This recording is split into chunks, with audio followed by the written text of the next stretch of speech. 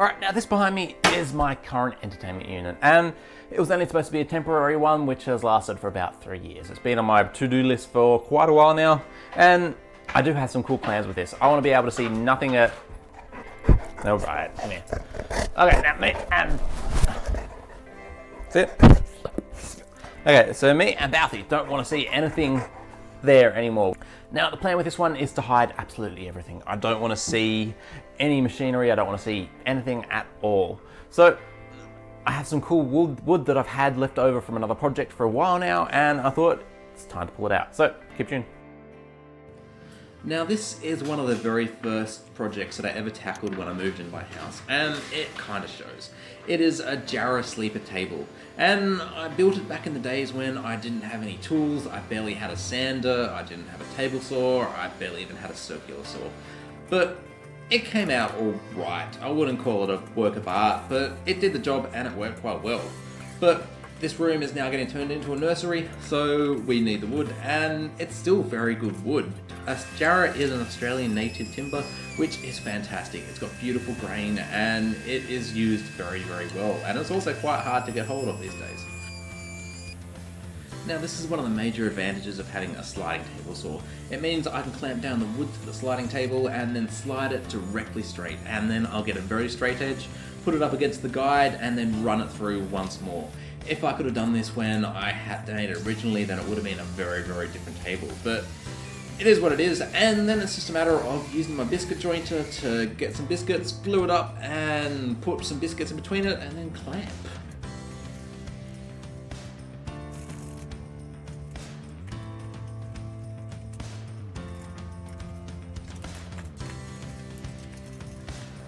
Now these are the legs that were left over from the table when I actually built it. So basically I whacked them through the planer as well and put some glue to clamp it up. I didn't use any biscuits because it's not going to be seen particularly well and I'm not too worried.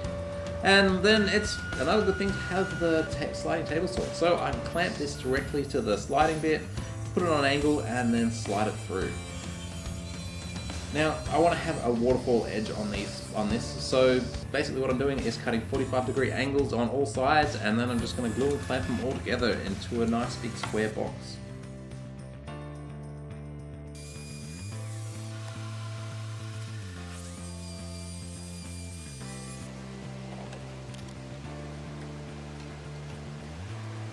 Now one day I do plan on upgrading to a domino system, but if you've seen the price of those things, they are freaking expensive. I will get there one day, but I'm not quite there yet. Now, if I had a chance to do this glue up again, I would have done it a little bit differently. Basically, on every single one of the edges, instead of trying to clamp it all down, I would have glued on some pieces and used them to clamp each one of the edges in a lot better, because it didn't work very well my way, and once you've got the glue there, it starts getting a bit late and you start doing it weirdly. But I got it in badly. So I ended up putting some screws in the bottom, some screws in the top, and then pulled out the screws and put some dowels in those joints anyway. So it would look a little bit prettier, because I didn't really want to have any dowels showing, I didn't want to have any screws showing up over the top of it.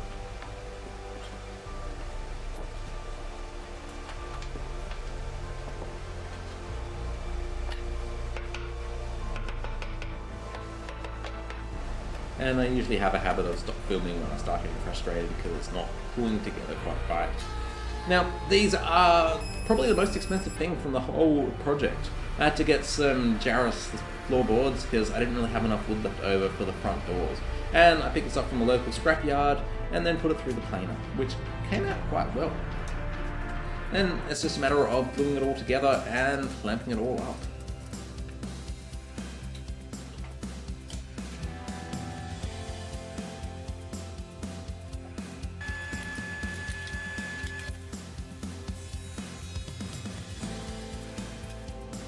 Now my lathe probably hasn't seen the light of day for a couple of years, but it still works after a little bit of encouragement, and I just turned down some very, very simple dowels.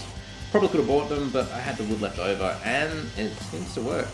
So basically what I did, turn them down, put them in place, glue, hammer them in, and that just secured the joints a little bit better than I would have had without it.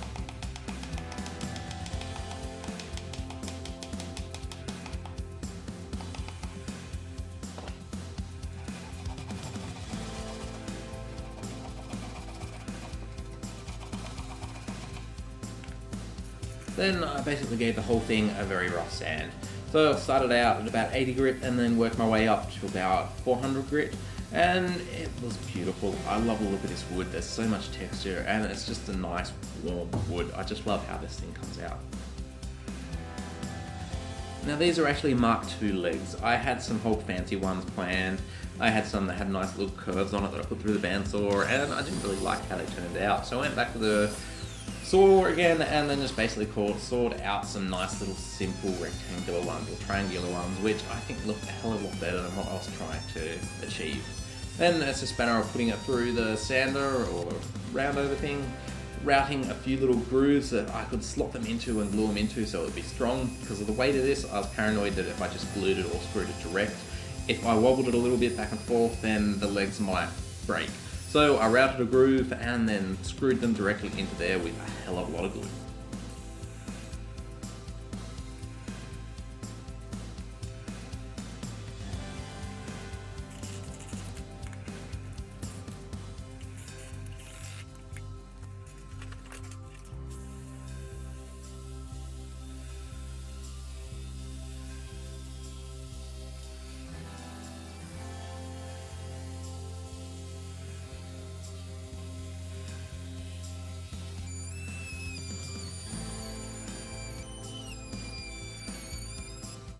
Hey guys, so I have been working in the shed.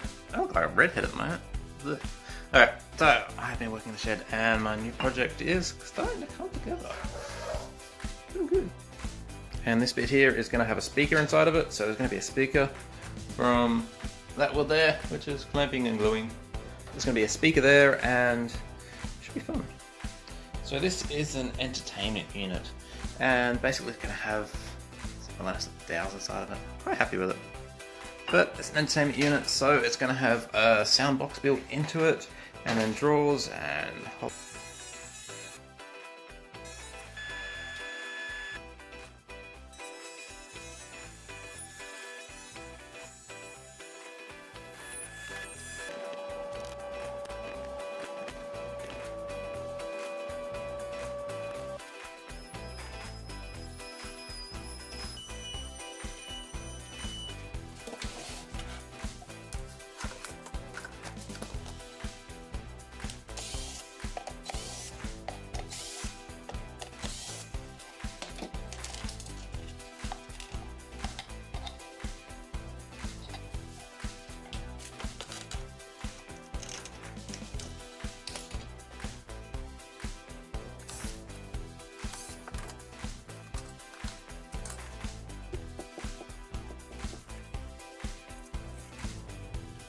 Now for the speaker hole, the very best way I could think of to do this was to use my little trim router. Basically, I made up a very simple little jig, screwed it in there and did a couple trial pieces to get the right spacing, and then it's just a matter of putting it around in a nice circle to get a very accurate circle, and I love how this turned out.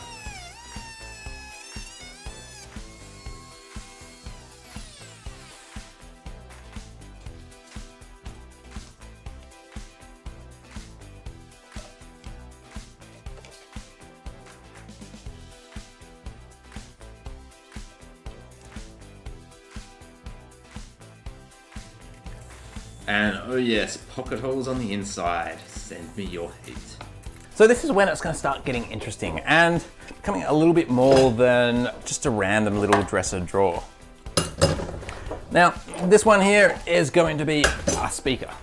Now, I have the speaker that I pulled out of the original one, right here. Now, I know there's probably some audio files that are like, this isn't the exact same specifications as this box and you won't get the ideal audio, blah, blah, blah, blah. I'm honestly not too worried about that sort of stuff. As long as it sounds semi-half decent, I am okay. I'm really only watching TV and that sort of stuff with this anyway. So, I have this speaker, which is gonna go nicely in there. And then I'm gonna cover this with a bit of material. So then that's gonna sit in there and look pretty nice. And then the fun bits start. So inside I have an AV recorder, which I'm about to pull out shortly, and it's gonna go inside of here. So the AV recorder, I am gonna completely dismantle, and then it's gonna sit in there. There's only gonna be a display that's gonna show up, and hopefully it's gonna go well. Oh yes, more internal pocket holes. Send me your rage.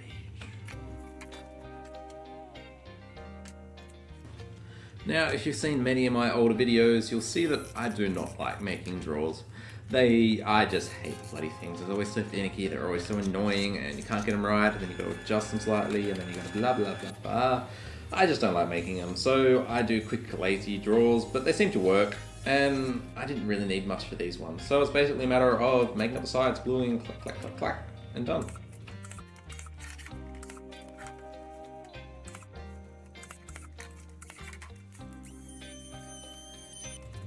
Now I'm using the chipboard basically because I have it lying around, but the color was off a little bit, so I painted it and put a little bit of lacquer, put a little bit of stain on it so it wouldn't stand out as much.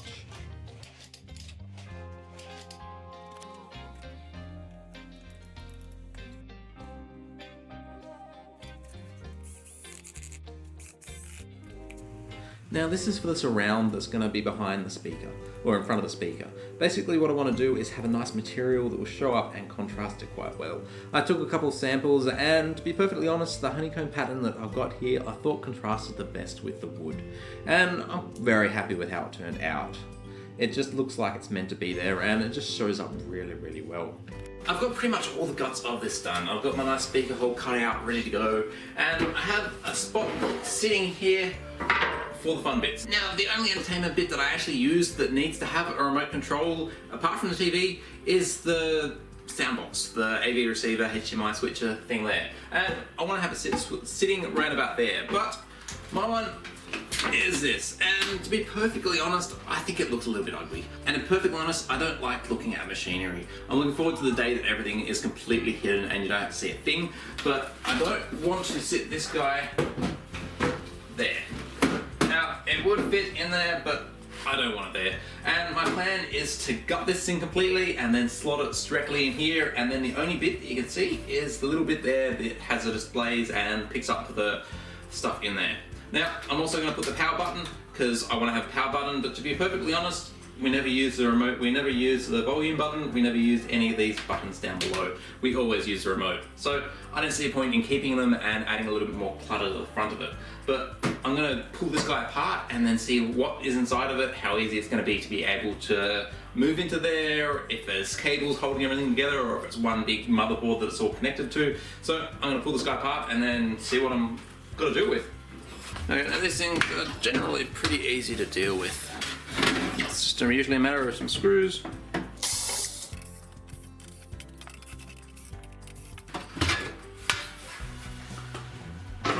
And this, oh, that is actually awesome. There is cables holding all the individual parts together. So the HDMI supports, I'm going to need them to put them inside of it. And yeah, this is much better than what I was expecting. Like I say, I don't know what half of the things here do, but I don't really need to. So I'm going to transfer most of these directly into the thing, and that should be easy actually. Excellent. Okay, so this is the HDMI ports which I'm going to need, so I'm going to transfer them to the inside of the case so it'll all be hidden. The speaker cables here, I'm going to be able to put them all on the outside of the box, so they'll all be visible on the outside, so I'll be able to put all the speakers directly into them, apart from the subwoofer, which I might just be able to weld solder onto the back of them, so that should be fine, to be perfectly honest. And then HDMI ports, they're all going to have to come out, so I'll do them quickly.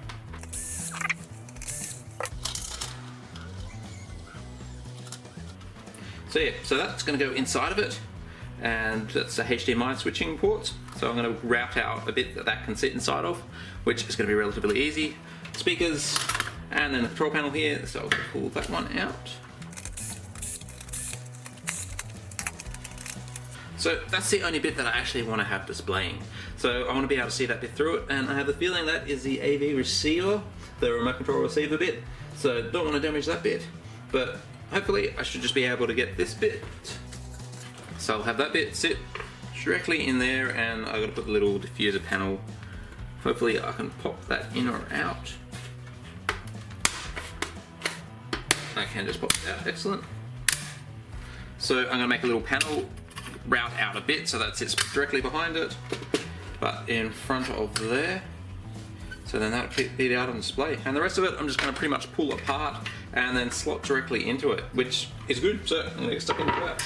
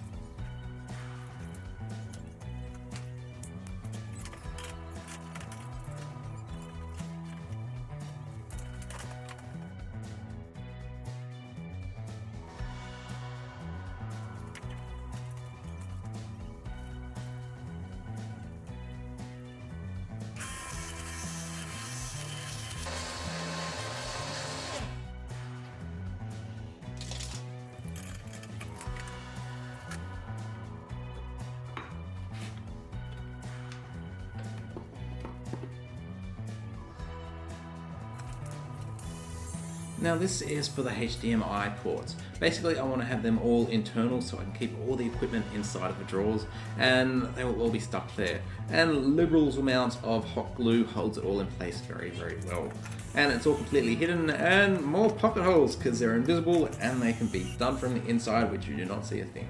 Now this is for the speaker. Basically soldered it together and then attached it to the port on the back of the sound bits or the speaker ports itself, and it worked quite well.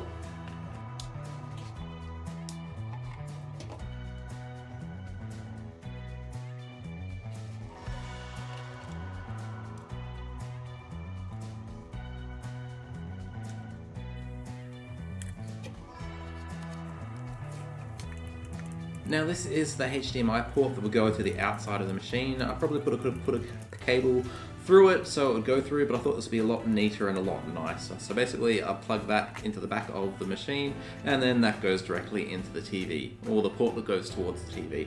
And then it's just a matter of making a hole for the fan.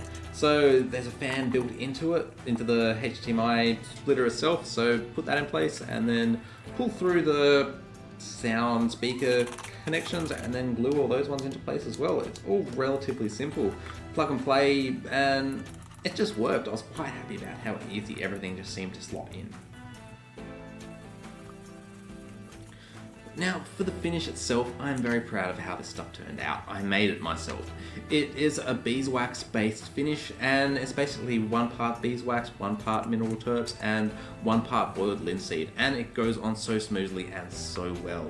I'll make a video at some stage making this stuff, but it is so easy and so useful. Okay, now I've got it all in place. I had a mate come around and help me lug this very heavy thing into place, and now it is the moment of truth. It's to see if the thing actually works. I plugged it in at the back and I have put all the speaker cables so they're all going through the back and into it, and hopefully that made the right noise. So I'll bring you guys a little bit closer. Okay, so this is actually working now, as you guys can see. So I'll turn the TV on. You go on.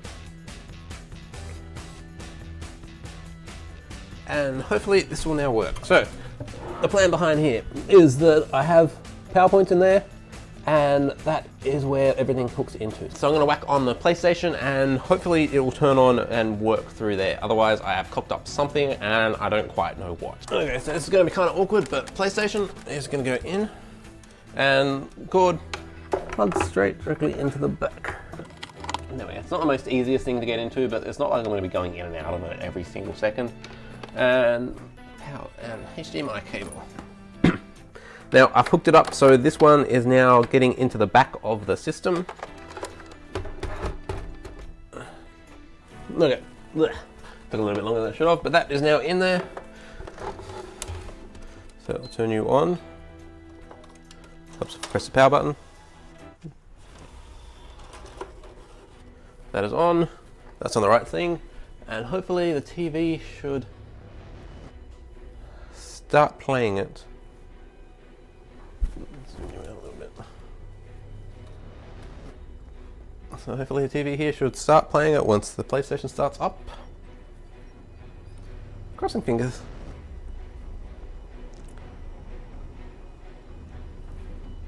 Still crossing fingers.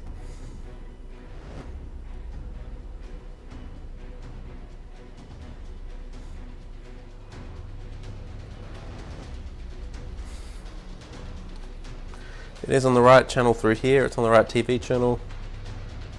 Should be starting.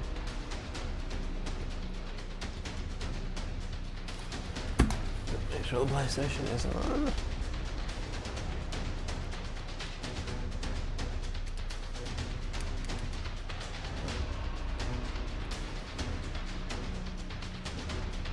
PlayStation just turned itself off. Turning itself on again.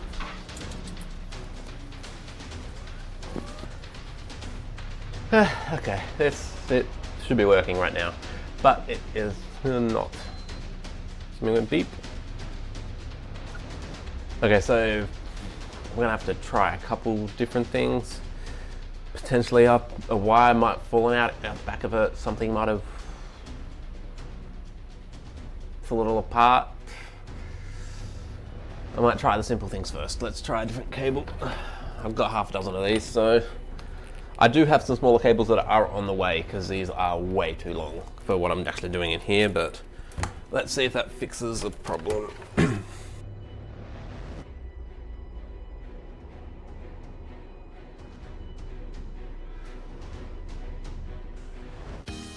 Thank fuck for that.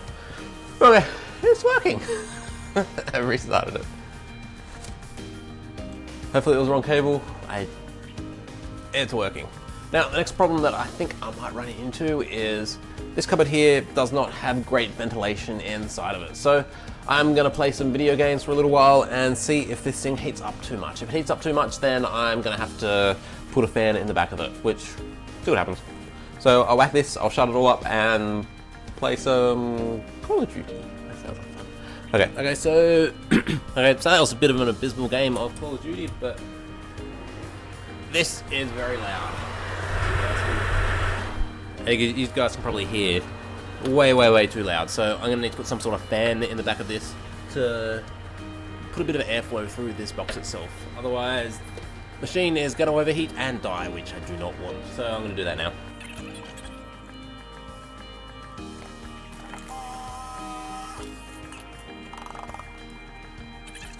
They're both 12-volt fans, so hopefully I can just double up on it and it works.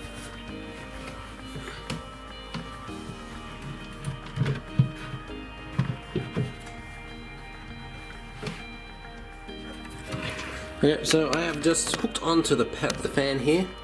I have spliced onto it with another fan, and that is now going behind there and coming out where the new fan's going to go. So I'm going to close all this back up again and then install the new fan. Okay, so it's turned off at the moment. New fan. Turn it on. Welcome. And we are now spinning. And it's pretty quiet. This is one of the really super duper quiet fans. I was actually tempted to put one of these in the other ones, but it's pretty quick. A little bit of air blowing, which is good. Okay, so I'm gonna put the drawers back in and... Okay, now I'm gonna call this one pretty much done. I am happy with how it's working and it is going awesomely. But I'll show you guys a little bit about what it actually does if you guys are a little bit unsure. So I've got my Chromecast on, and say that I want to watch anything weird through it, I can change it on my phone.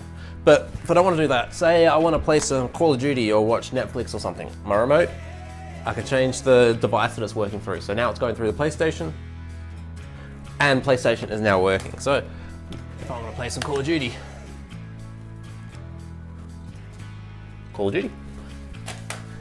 say I want to change it to the next one, which is HDMI 3. I can, oh wait, that's Roku. So I can use the Roku remote and make it do Roku stuff and make it work.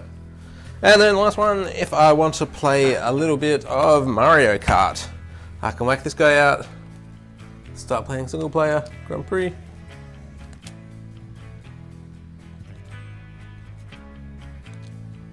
And I can start flying around on this thing, which I think is pretty cool. So I hope you guys enjoyed this project. I hope you guys got something out of it and like going through the process with me. Now, I hope the thing doesn't blow up. I hope it works quite well. And so far it is working pretty good. Now, the game of that looks pretty fun, so I think I'm gonna have a go at that right now and go from there. So if you guys got any questions, curious, wants to ask me anything else, see what I'm up to, yada, yada, yada, hit me up in the comments down below. And don't forget to check out my Instagram and that sort of fun stuff to see what I'm up to and what's happening. So thanks for watching, and I'll see you guys next time. And time for me to play.